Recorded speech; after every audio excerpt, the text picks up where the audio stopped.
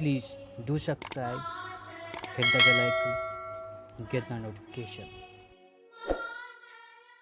East India company और बंगाल के नवाब। मुगल सम्राट द्वारा नियुक्त बंगाल का अंतिम गवर्नर कौन था?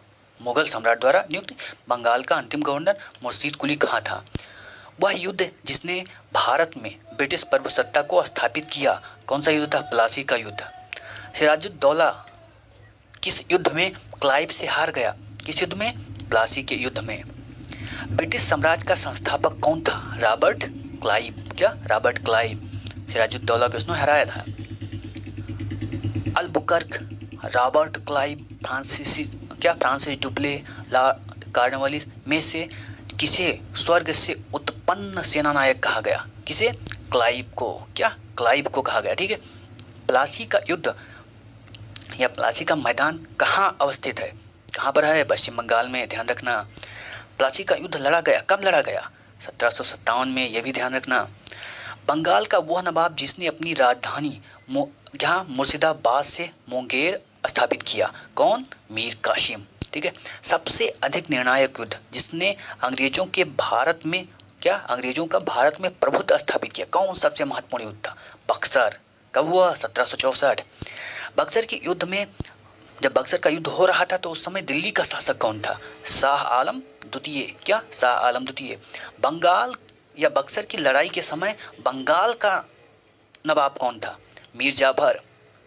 इंग्लैंड की ईस्ट इंडिया कंपनी की भारत में प्रथम निर्णायक युद्ध, क्या? प्रथम निर्णायक सैन्य युद्ध कौन था? बक्सर का युद्ध। क्या? बक्सर का युद्ध। ईस्ट इंडिया कंपनी की दीवानी, क्या? ईस्ट इंडिया कंपनी को दीवानी प्रदान की, किसने प्रदान किया ईस्ट इंडिया कंपनी को दीवानी? क्योंकि राजा तो शाह आलम ही था, और अगर कंपनी ने बक्सर का युद्ध जीत लिया तो इसका मतलब यह नहीं जनता की निगाह में कंपनी तुरंत क्या हो गई? राजा हो गई। राजा तो भी शाह आलम ही है। तो शाह आलम ने क्या दीवानी शक्ति क्या दे दी? ईस्ट इंडिया कंपनी को दे दिया। 1765 में ईस्ट इंडिया कंपनी को बंगाल की दीवानी प्रदान की। अब मुगल सम्राट, ये ध्यान रखना, और मुगल सम्राट का नाम पूछेगा तो शाह आलम बताना है। वह गवर्नर जिसके कार्यकाल में ईस्ट इंडिया कंपनी को शहंशाह शाह आलम द्वारा क्या दीवानी प्रदान किया गया, तो गवर्नर कौन था उस समय? Lord Clive. सम्राट शाह आलम द्वितीय ने ईस्ट इंडिया कंपनी को बंगाल, बिहार और उड़ीसा की दीवानी दी। 1765 में दिया। कब दिया? 12 अगस्त 1765 में। किसने? शाह आलम ने। गवर्नर कौन? Lord Clive. मुगल सम्राट शाह आलम दोनों एक ही हैं। चलिए, इलाहाबाद की संधि के बाद रॉबर्ट क्लाइव ने मुर्शिदाबाद का उप दीवान किसे नियुक्त किया? चलिए, मोहम्मद रजा खान को। 1765 में दीवानी प्रदान किए जाने के बाद ब्रिटिश सबसे पहले जिस पर्वतीय जनजाति के संपर्क में आए, किसके? अब इन्हें दीवानी मिल गया बिहार उड़ीसा बंगाल का। तो बंगाल उसमें बहुत बड़ा होता था, ये बिहार, झारखंड, पश्चिम बंगाल, बांग्लादेश। तो सबसे पहले उन्हें किस जनजाति से सामना हुआ? खासी जनजाति से। 18वें दशक में भारत में लड़े गए युद्धों का क्या आपको सही क्रम बताना है। तो सबसे पहले अंबर का युद्ध हुआ। क्या? अंबर का युद्ध हुआ। फिर प्लासी का युद्ध हुआ, फिर वाडीवास का युद्ध हुआ, और फिर बक्सर का युद्ध हुआ। ये क्रम आप याद रखिए। वाडीवास का युद्ध कब हुआ? 1760 में। किसके बीच?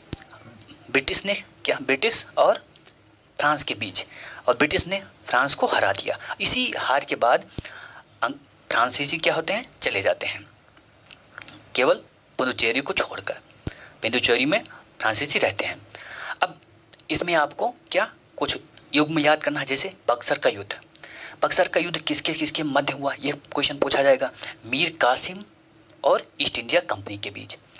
वाडीवास का युद्ध अभी हम लोगों ने देखा ही, फ्रांसीसी और ईस्ट इंडिया कंपनी यानी ग्रेट ब्रिटेन और फ्रांस के बीच। चिलियावाला का युद्ध डलहौजी और सिखों के बीच। क्या? सिखों के बीच। सिख रणजीत